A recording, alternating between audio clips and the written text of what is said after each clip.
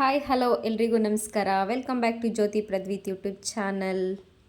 ಇವತ್ತಿನ ವ್ಲಾಗ್ನಲ್ಲಿ ನಾನು ಈಸಿಯಾಗಿ ರುಚಿಕರವಾಗಿ ಹಾಗೆ ಆರೋಗ್ಯಕರವಾಗಿ ಮಾಡ್ಕೊಳ್ಳೋಂಥ ಬೆಂಡೆಕಾಯಿ ಪಲ್ಯನ ನಾನು ನಿಮಗೆ ತೋರಿಸ್ಕೊಡ್ತಾ ಇದ್ದೀನಿ. ಬನ್ನಿ, ಮೊದಲು ನಾನು ಒಂದು 300 ಗ್ರಾಮಷ್ಟು ಬೆಂಡೆಕಾಯಿನ ತೊಗೊಂಡು ನೀರಲ್ಲಿ ಚೆನ್ನಾಗಿ ತೊಳ್ಕೊಂಡು ಒಂದು ಒಣ ಬಟ್ಟೆನಲ್ಲಿ ನಾನು ಇಲ್ಲಿ ಒರೆಸ್ಕೊತಾ ಇದ್ದೀನಿ. ಹೀಗೆ ಒರೆಸ್ಕೊಳ್ಳೋದ್ರಿಂದ ಏನು ಬೆನಿಫಿಟ್ ಅಂದರೆ ಈ ಬೆಂಡೆಕಾಯಲ್ಲಿರೋಂಥ ಲೋಳೆ ಅಂಶ ಕಡಿಮೆ ಆಗುತ್ತೆ. ನಾವು ಫ್ರೈ ಮಾಡುವಾಗೆಲ್ಲ ತುಂಬ ಲೋಳೆ ಆಗ್ತಾ ಇರುತ್ತೆ ನೋಡಿ, ಅದೆಲ್ಲ ಕೂಡ ಅವಾಯ್ಡ್ ಆಗುತ್ತೆ. ಆ್ಯಂಡ್ ಬೆಂಡೆಕಾಯಿನಲ್ಲಿ ಲಾಟ್ಸ್ ಆಫ್ ಹೆಲ್ತ್ ಬೆನಿಫಿಟ್ಸ್ ಇದ್ದಾವೆ. Fibre, vitamin C, vitamin A, vitamin K ತುಂಬ ರಿಚ್ ಆಗಿ ಸಿಗುತ್ತೆ. ವಿಟಮಿನ್ ಸಿ ನಮ್ಮ ಬಾಡಿನಲ್ಲಿರೋ ಇನ್ಫೆಕ್ಷನ್ಸ್ ಎಲ್ಲನೂ ಕಡಿಮೆ ಮಾಡುತ್ತೆ. ಹಾಗೆಯೇ ನಮ್ಮ ಇಮ್ಯುನಿಟಿನ ಬೂಸ್ಟ್ ಮಾಡುತ್ತೆ. ವಿಟಮಿನ್ ಎ ಬಂದುಬಿಟ್ಟು ಕಣ್ಣಿಗೆ ತುಂಬಾ ಒಳ್ಳೆಯದು ಹಾಗೂ ಮೆಮೊರಿ ಪವರ್ನ ಜಾಸ್ತಿ ಮಾಡಿಸುತ್ತೆ. ಆ್ಯಂಡ್ ಫೈಬರ್ ಕಂಟೆಂಟ್ ಅಂತೂ ನಮ್ಮ ಡೈಜೆಸ್ಟಿವ್ ಹೆಲ್ತ್ನ ಇಂಪ್ರೂವ್ ಮಾಡುತ್ತೆ. ಹಾಗೆ ಕಾನ್ಸ್ಟಿಪೇಷನ್ ಪ್ರಾಬ್ಲಮ್ ಇರೋರು ನಿಮ್ಮ ಡಯೆಟ್ನಲ್ಲಿ ಬೆಂಡೆಕಾಯಿನ ಆ್ಯಡ್ ಮಾಡ್ಕೊಳ್ಳಿ. ವೀಕ್ಲಿ 2 ಟೈಮ್ಸ್ ತೊಗೊಂಡ್ರೂ ಸಾಕು, ನಿಮಗೆ ಒಳ್ಳೆ ರಿಸಲ್ಟ್ ಸಿಗುತ್ತೆ. ಹಾಗೆಯೇ ಬನ್ನಿ, ನಾನಿಲ್ಲಿ 300 ಗ್ರಾಮಷ್ಟು ಬೆಂಡೆಕಾಯಿಗೆ ನಾನಿಲ್ಲಿ ಮೀಡಿಯಮ್ ಸೈಜ್ ಈರುಳ್ಳಿನ ತೊಗೊಂಡು ಚಿಕ್ಕದಾಗಿ ಹೆಚ್ಕೊಂಡಿದ್ದೀನಿ. ಹಾಗೆಯೇ ಇಲ್ಲಿ ಒಂದು ದೊಡ್ಡ ಸೈಜ್ ಟೊಮೊಟೊ ತೊಗೊಂಡು ಚಿಕ್ಕದಾಗಿ ಕಟ್ ಮಾಡ್ಕೊತಾ ಇದ್ದೀನಿ. ಇದಿಷ್ಟು ಕಟ್ ಮಾಡಿ ಆದಮೇಲೆ ಒಲೆ ಮೇಲೆ ಒಂದು ಪ್ಯಾನ್ ಇಟ್ಬಿಟ್ಟು ಅದಕ್ಕೆ 1 ಟೇಬಲ್ ಸ್ಪೂನಷ್ಟು ಎಣ್ಣೆ ಹಾಕಿ ಕಟ್ ಮಾಡಿರೋ ಬೆಂಡೆಕಾಯಿನ ಹಾಕ್ಕೊಂಡು ಚೆನ್ನಾಗಿ ಫ್ರೈ ಮಾಡ್ಕೋಬೇಕು. ಆ ಕ್ಲಿಪ್ಪಲ್ಲಿ ಮಿಸ್ ಆಗಿದೆ.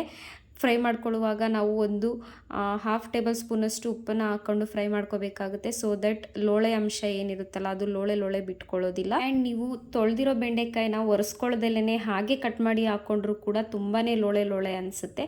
ಆವಾಗ ಅಷ್ಟೊಂದು ಚೆನ್ನಾಗಿ ಅನಿಸಲ್ಲ. ಸೊ ಈಗ ಇಲ್ಲಿ ಫ್ರೈ ಆಗಿದೆ, ನಾನು ಇದನ್ನು ಪಕ್ಕಕ್ಕೆ ತಿಟ್ಕೋತಾ ಇದ್ದೀನಿ. ಹಾಗೆ ಅದೇ ಪ್ಯಾನಿಗೆ ನಾನು ಇಲ್ಲೊಂದು 3 ಟೇಬಲ್ ಸ್ಪೂನಷ್ಟು ಎಣ್ಣೆನ ಹಾಕೋತಾ ಇದ್ದೀನಿ. ಎಣ್ಣೆ ಸ್ವಲ್ಪ ಕಾಯಲಿ. ಎಣ್ಣೆ ಕಾದಾದ್ಮೇಲೆ ಒಂದು 1/2 ಟೇಬಲ್ ಸ್ಪೂನಷ್ಟು ನಾನಿಲ್ಲಿ ಜೀರಿಗೆನ ಹಾಕೋತಾ ಇದ್ದೀನಿ. ಜೀರಿಗೆ ಸ್ವಲ್ಪ ಚಿಟಪಟ ಅಂತ ಅಂತಿದ್ದಂಗೆ ಸ್ವಲ್ಪ ಜಜ್ಜಿಟ್ಕೊಂಡಿರೋ ಬೆಳ್ಳುಳ್ಳಿನ ನಾನು ಇದಕ್ಕೆ ಒಗ್ಗರಣೆಗೆ ಸೇರಿಸ್ಕೊತಾ ಇದ್ದೀನಿ.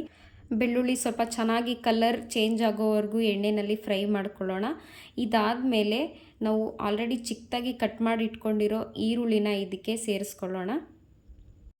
ಈರುಳ್ಳಿನ ಹಾಕ್ಕೊಂಡು ಈರುಳ್ಳಿ ಎಣ್ಣೆಯಲ್ಲಿ ಚೆನ್ನಾಗಿ ಸ್ವಲ್ಪ ಫ್ರೈ ಆಗಬೇಕು. ಈರುಳ್ಳಿ ಸ್ವಲ್ಪ ಕಲರ್ ಚೇಂಜ್ ಆಗಬೇಕು. ಸ್ವಲ್ಪ ಗೋಲ್ಡನ್ ಕಲರ್ ಬರೋವರೆಗೂ ಈರುಳ್ಳಿನ ಚೆನ್ನಾಗಿ ಫ್ರೈ ಮಾಡ್ಕೊಳ್ಳೋಣ. ಎಸ್ ನೋಡಿ, ಈರುಳ್ಳಿ ಈಗ ಫ್ರೈ ಆಗ್ತಾ ಇದೆ. ನನಗೆ ಇಲ್ಲಿ ತುಂಬ ಗ್ರೇವಿ ಬೇಕು ಅಂತ ಅನಿಸಿಲ್ಲ. ನನಗೆ ಜಸ್ಟ್ ಚಪಾತಿ ಜೊತೆ ಸರ್ವ್ ಮಾಡ್ಕೊಳ್ಳೋದಕ್ಕೆ ಬೇಕು ಅಂತ ಹೇಳಿಬಿಟ್ಟು ನಾನು ಕಟ್ ಮಾಡ್ಕೊಂಡಿದ್ದೀನಿ. ನಿಮಗೆ ಬೇಕು ಅಂದರೆ ಇದನ್ನು ಮಿಕ್ಸಿಗೂ ಕೂಡ ಹಾಕೋಬೋದು.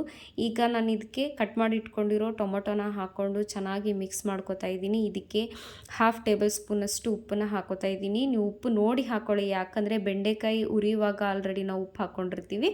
ಸೊ ಈಗ ನಾನು ಉಪ್ಪು ಹಾಕ್ಕೊಂಡು ಚೆನ್ನಾಗಿ ಮಿಕ್ಸ್ ಕೊಟ್ಕೋತಾ ಇದ್ದೀನಿ. ಸ್ವಲ್ಪ ಫ್ರೈ ಆದಮೇಲೆ 1/4 ಟೇಬಲ್ ಸ್ಪೂನಷ್ಟು ನಾನಿಲ್ಲಿ ಅರಿಶಿನ ಹಾಗೂ 1/2 ಟೇಬಲ್ ಸ್ಪೂನಷ್ಟು ನಾನು ಅಚ್ಕಾರದ ಪುಡಿ ಸೇರಿಸ್ಕೊತಾ ಇದ್ದೀನಿ.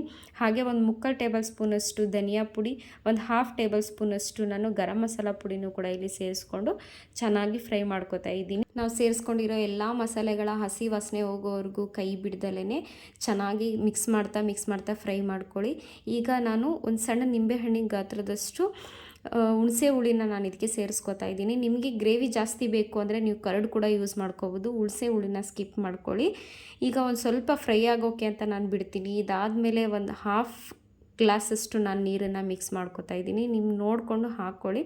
ನನಗಿಲ್ಲಿ 1/2 ಗ್ಲಾಸ್ ಸಾಕು ಅನಿಸಿದೆ. ಸೊ ನಾನಿಲ್ಲಿ ಅರ್ಧ ಗ್ಲಾಸಷ್ಟು ನೀರನ್ನು ಹಾಕ್ಕೊಂಡು ಚೆನ್ನಾಗಿ ಒಂದೊಳ್ಳೆ ಮಿಕ್ಸ್ ಕೊಟ್ಕೊತಾ ಇದ್ದೀನಿ. ಇದನ್ನು ಲೋ ಟು ಮೀಡಿಯಮ್ ಫ್ಲೇಮಲ್ಲಿ ಒಂದು 5ರಿಂದ 6 ನಿಮಿಷ ಚೆನ್ನಾಗಿ ಕುದಿಯೋದಕ್ಕೆ ಅಂತ ಬಿಡೋಣ. ಇಲ್ಲಿ ನೋಡಿ, ಈಗ ಕುದ್ದಿದೆ, ಎಣ್ಣೆ ಎಲ್ಲ ಸೈಡಿಗೆ ಬಿಟ್ಕೊಂಡಿದೆ. ಈಗ ನಾವು ಆಲ್ರೆಡಿ ಫ್ರೈ ಮಾಡಿ ಇಟ್ಕೊಂಡಿರೋ ಬೆಂಡೆಕಾಯಿ ಇದೆಯಲ್ಲ ಅದನ್ನು ಇದಕ್ಕೆ ಸೇರಿಸ್ಕೊಳ್ಳೋಣ. ಬೆಂಡೆಕಾಯಿನ ಸೇರಿಸ್ಕೊಂಡು ಚೆನ್ನಾಗಿ ಒಂದೊಳ್ಳೆ ಮಿಕ್ಸ್ ಕೊಟ್ಕೊಂಡು ಉಪ್ಪು ಖಾರ ನೋಡ್ಕೊಳ್ಳಿ. ಚೆನ್ನಾಗಿ ಫ್ರೈ ಮಾಡ್ಕೊಳ್ಳಿ. ಒಂದು 5 to 6 ಮಿನಿಟ್ಸು ಲೋ ಫ್ಲೇಮಲ್ಲಿ ಇಟ್ಕೊಂಡು ಚೆನ್ನಾಗಿ ಮಿಕ್ಸ್ ಮಾಡ್ಕೊಳ್ಳಿ. ತುಂಬಾ ರುಚಿಯಾಗಿರುವಂಥ, ಈಸಿಯಾಗಿ ಮಾಡುವಂಥದ್ದು ಹಾಗೆ ತುಂಬಾ ಹೆಲ್ದಿಯಾಗಿರುವಂಥ ಬೆಂಡೆಕಾಯಿ ರೆಸಿಪಿ ರೆಡಿ ಆಯಿತು. ನಾನು ಇದನ್ನು ನೈಟ್ ಡಿನ್ನರ್ಗೆ ಚಪಾತಿ ಜೊತೆ ಸರ್ವ್ ಮಾಡ್ಕೊತಾ ಇದ್ದೀನಿ. ಸೊ ಇದಾಗಿತ್ತು ಇವತ್ತಿನ ವ್ಲಾಗ್. ಯಾರಿಗೆಲ್ಲ ನನ್ನ ವಿಡಿಯೋ ಇಷ್ಟ ಆಯಿತು ಲೈಕ್ ಮಾಡಿ, ಶೇರ್ ಮಾಡಿ, ಕಮೆಂಟ್ ಮಾಡಿ. ಹಾಗೂ ಯಾರೆಲ್ಲ ಇನ್ನೂ ನನ್ನ ಚಾನಲ್ನ ಸಬ್ಸ್ಕ್ರೈಬ್ ಮಾಡ್ಕೊಂಡಿಲ್ಲ ಸಬ್ಸ್ಕ್ರೈಬ್ ಮಾಡಿ, ಬೆಲ್ ಐಕಾನ್ ಪ್ರೆಸ್ ಮಾಡಿ. ನಾನು ಮಾಡೋ ಎಲ್ಲ ವಿಡಿಯೋ ನೋಟಿಫಿಕೇಷನ್ ನಿಮಗೆ ಬಂದುಬಿಡುತ್ತೆ. So see you in the next vlog. Bye. Thank you.